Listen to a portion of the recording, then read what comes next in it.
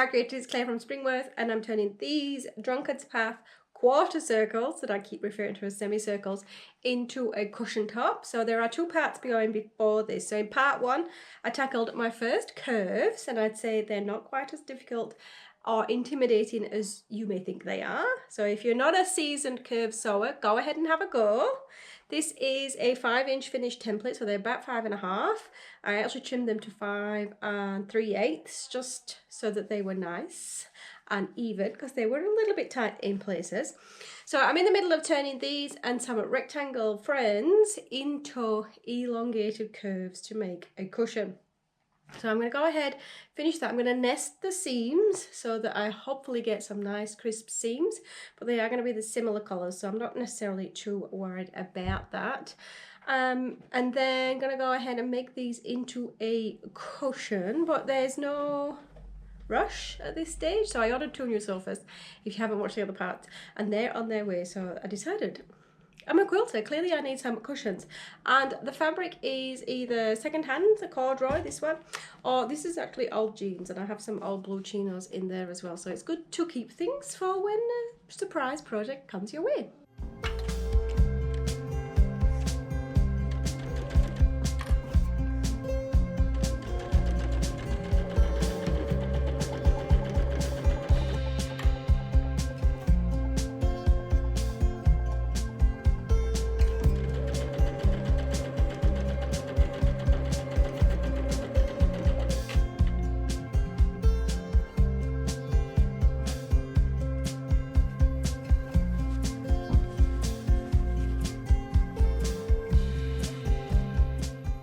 So I've attached the 3 together, and I've managed to do a pretty decent job the second time round on matching the seams.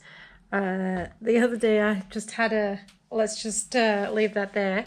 I'm going to keep the green strip in the middle on both, and that will be the 2. So I'm going to now join up the edges, top and bottom, and then I'm going to have to work out how much kind of border I'm going to put on, and obviously what I'm going to do on the back. But I love how that looks. There's not as much contrast between the blue and black as I probably would like, but hopefully in daylight that should be a little bit better.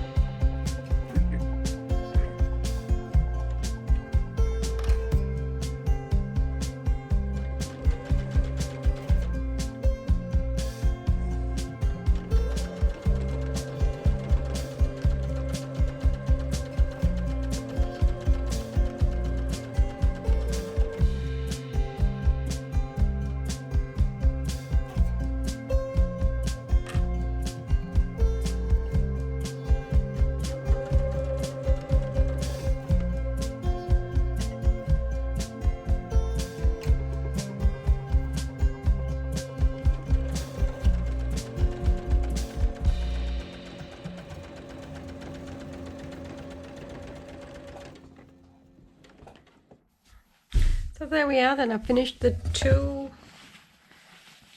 patchwork sides, and I've not done a terrible job of joining up, not great here, but the beauty of having colour matching is that you really can't tell that that isn't perfectly aligned. These are good, so it's just that one that's off, and I'm not going to change it. So now I'm going to work on my border and back, and obviously I do have the 4 other pieces in black and green that I will make into that mini cushion, but focusing on these 2, this is, how wide is this? 15 inches down here, so I need obviously to make that 19.5. and I'm going to lose some of that in seam, so it's just over 15.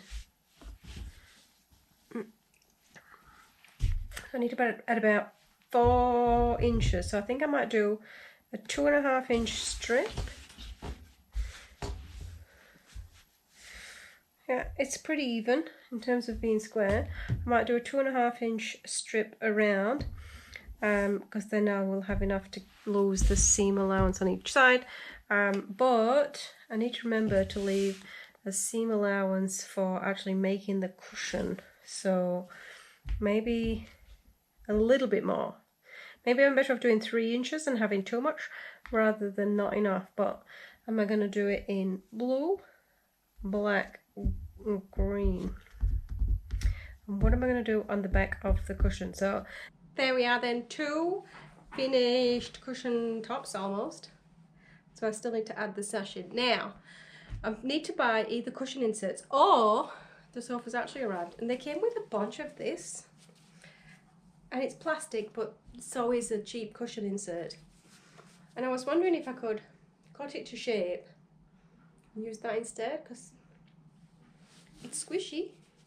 So you'll have to stick around for what will be part 4 of making cushions, and no, this is not the longest process in the world, to find out if I can use this. And I think what I'm going to do is I'm going to cut some pieces and test it in another cushion I've got that needs some more stuff in, and then see how we go from there.